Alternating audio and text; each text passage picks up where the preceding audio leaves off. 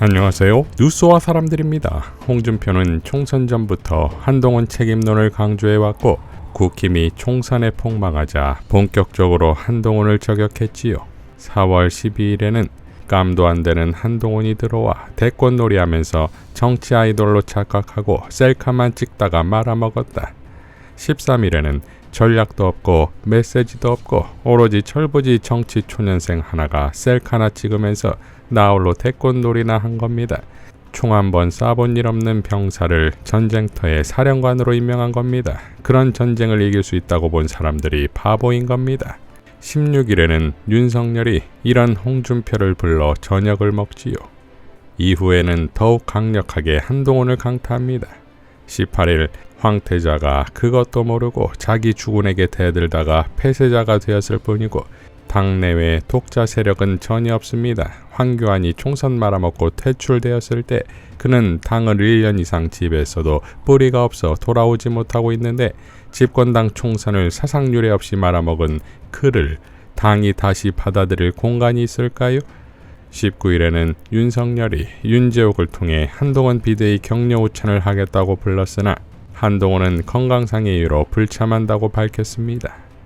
20일 홍준표는 청춘의 꿈 사이트에 한동훈이 당대표가 못 될 이유가 없다. 한 번만 더 기회를 주면 지방선거, 차기 대선에서 국민의힘이 압승하리라 굳게 믿고 있다고 한 질문에 이렇게 답변하지요. 한동훈의 잘못으로 역대급 참패를 했고 총선을 대권놀이 전초전으로 한 사람입니다. 우리에게 지옥을 맛보게 했던 정치검사였고 윤통도 배신한 사람입니다. 이상 우리 당에서 얼씬거리면 안 됩니다. 더 이상 그런 질문은 사양합니다. 나보고 그런 비난하는 건 한두 번 들은 소리도 아니고 나는 그런 우매한 사람들 말 듣고 정치하는 사람도 아닙니다. 그렇게 모질게 당하고도 맹목적으로 추정하는 정신나간 배알 없는 짓으로 보수파가 망한 겁니다. 안철수 의원이야 공천 줬으니까 입에 발린 소리 할 수 있지요. 나는 한동훈이를 애초부터 경쟁자로 생각하지 않았고 그의 등장은 일과성 해프닝으로 봤습니다. 윤석열 대통령과 같은 기적은 두 번 다시 없습니다. 지금 지지율은 아무런 의미가 없습니다. 2022년 8월 대선 후보 경선 때 나는 4%, 윤 후보는 40%였으나 두 달 반 뒤에 내가 48%였고 윤 후보는 37%였습니다. 한국 정치판은 캠페인에 따라 순식간에 바뀝니다. 오늘 이 답변으로 한동훈에 대한 내 생각을 모두 정리합니다. 라고 밝혔고 이어 21일에는 중국으로 5박 6일간 출장을 간다 밝혔지요. 자, 이러한 과정 중 빵 터지는 건 만약 한동훈이 목이 터져라 강조했던 것이 2조 심판인데 윤석열은 이재명 심판은커녕 국정 파트너로 규정한 것에 대해 불만과 배신을 느낀다면 한동훈은 지금 윤석열과 홍준표와 이재명까지 모두와 싸우겠다는 그야말로 당랑거철이 되는 것이니 그 모양새가 얼마나 웃기냐 이거지요. 또 빵 터지는 것이 한동훈의 입장입니다. 한동훈은 홍준표가 한동훈에 대한 자신의 생각을 마무리하겠다고 한 20일 그리고 윤석열 오찬을 거부한 다음 날인 20일 이렇게 밝혔지요. 저의 패배이지 여러분의 패배가 아닙니다. 여러분은 정말 대단하셨습니다. 뜨거운 4월 5,960km 방방곡곡 유세장에서 뵌 여러분의 절실한 표정들을 잊지 못할 겁니다. 우리가 함께 나눈 그 절실함으로도 이기지 못한 것 여러분께 제가 빚을 졌어요. 미안합니다. 저는 무슨 일이 있어도 여러분을 국민을 배신하지 않을 겁니다. 정치인이 배신하지 않아야 할 대상은 여러분, 국민뿐입니다. 잘못을 바로 잡으려는 노력은 배신이 아니라 용기입니다. 사심없고 신중하기만 하다면요. 누가 저에 대해 그렇게 해준다면 잠깐은 유쾌하지 않더라도 결국 고맙게 생각할 겁니다. 그게 우리 공동체가 제대로 작동하는 방식일 테니까요. 정교하고 박력 있는 리더십이 국민의 이해와 지지를 만날 때 난관을 헤쳐나갈 수 있다는 신념을 가지고 있습니다. 정교해지기 위해 시간을 가지고 공부하고 성찰하겠습니다. 열흘이 지났습니다. 실망하시고 기운 빠지실 수 있고 길이 잘 안 보여 답답하실 수도 있습니다만 그래도 같이 힘내시지요. 결국 잘 될 겁니다. 라고 밝혔습니다. 자, 이에 대해 김필성 변호사는 다음과 같이 밝혔지요. 글은, 특히 자신의 주장, 생각을 담는 글은 그 바탕이 되는 생각이 제대로 정리되는 게 가장 중요합니다. 제가 논술을 가르칠 때 학생들에게 가장 강조했던 부분입니다. 한동훈 위원장의 말에 대해 관심을 가진 계기는 그분의 말하기 때문이었습니다. 전 정치적인 모습을 동영상으로 보는 일이 거의 없어서 한동훈 위원장의 목소리도 잘 몰랐는데 그분의 말하기가 여기저기서 언급되는 걸 보고 의아했습니다. 수많은 정치인이 있지만 그들의 말 자체가 논란이 되는 경우는 거의 없기 때문입니다. 그럼에도 그분의 말하기가 논란이 될 정도면 누가 봐도 그 수준에 문제가 있다는 의미입니다. 그분의 말하기를 보고 그분의 글을 봐야겠다는 생각을 했습니다. 글을 봐야 한동훈 위원장의 생각을 알 수 있겠다고 생각했습니다. 그리고 선거 이후 그분의 글이 2번 나왔습니다. 문체, 어휘력 등은 부차적인 문제입니다.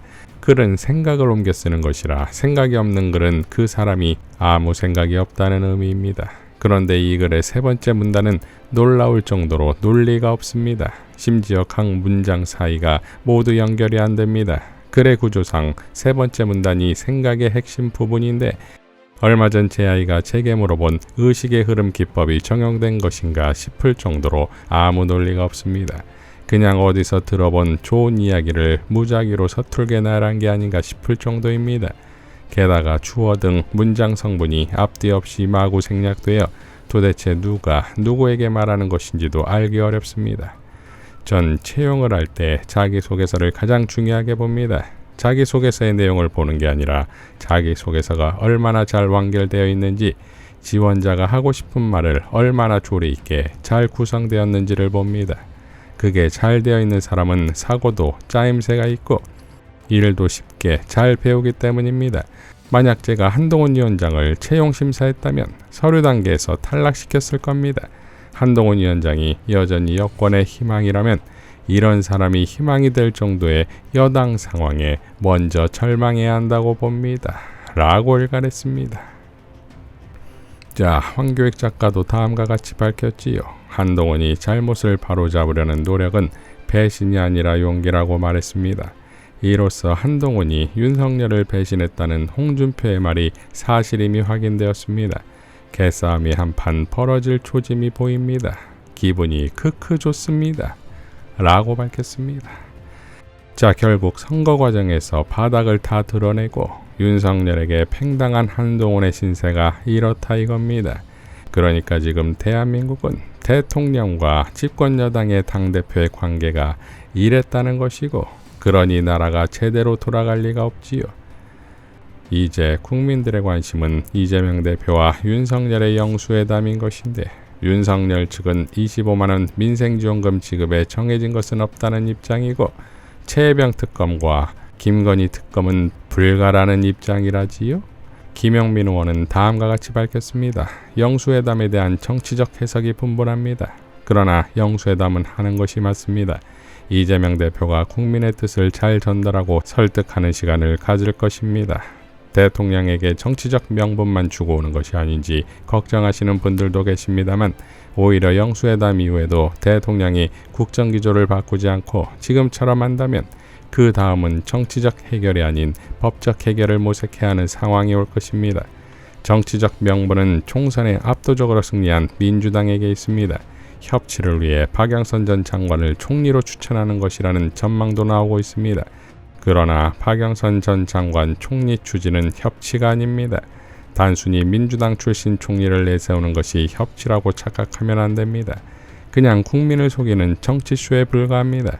적어도 협치를 위한 총리 추천이라면 대통령에게 쓴소리를 할 수 있고, 민주당의 가치를 실현시키기 위해 노력해온 것을 모두에게 인정받을 수 있는 정도의 인물이어야 합니다. 당원들이 내주기 싫은 정도의 인물이어야 합니다. 하지만 박영선 전 장관은 이 기준에 부합하지 않습니다. 국무총리는 국회에 동의가 있어야 임명 가능합니다. 박영선 전 장관은 동의받기 어려울 것입니다. 라고 밝혔습니다. 김진애 전 의원도 조선비지의 비문에서 친문공신, 윤 총리 후보까지 박영선의 화려한 과거라는 제목의 기사를 공유하며 조선비지가 띄우는 박영선 좋으시려나요? 누가요? 자칭 보수 언론이 공격하지 않는 정치인을 경계하라. 자칭 보수 언론이 띄우는 정치인을 의심하라. 제 말 뜻을 확실히 하시겠지요? 라고 일갈했습니다. 자, 윤석열 측에서 최혜병 특검과 김건희 특검에 반대한다는 것이 이번 영수회담의 진정성은커녕 김한술의 지연수림을 방증하지요? 이러니 사태 파악이 아직 안 된다 이겁니다. 윤석열 아바타이자 황태자라는 말까지 들었던 한동훈이 팽당하고 지지율은 폭락 중이고 국힘 내부는 더 심해지고 그런 상황에서 최혜병 특검과 김건희 특검은 불가다라고 말하는 상대와 무슨 회담이 가능할 것이며 설사 그 자리에서 윤석열과 동의가 되어도 최종적으로 그것이 이루어질 것이냐는 건 또 다른 문제인 것이 지금 윤석열에 대한 인식이 아닙니까? 그러니 이번 만남이 성사가 되든 파투가 나든 이재명의 시간이라 쓰고 윤석열 탄핵의 시간이라 읽게 될 것입니다. 이상 뉴스와 사람들이었습니다. 시청해 주셔서 감사드립니다.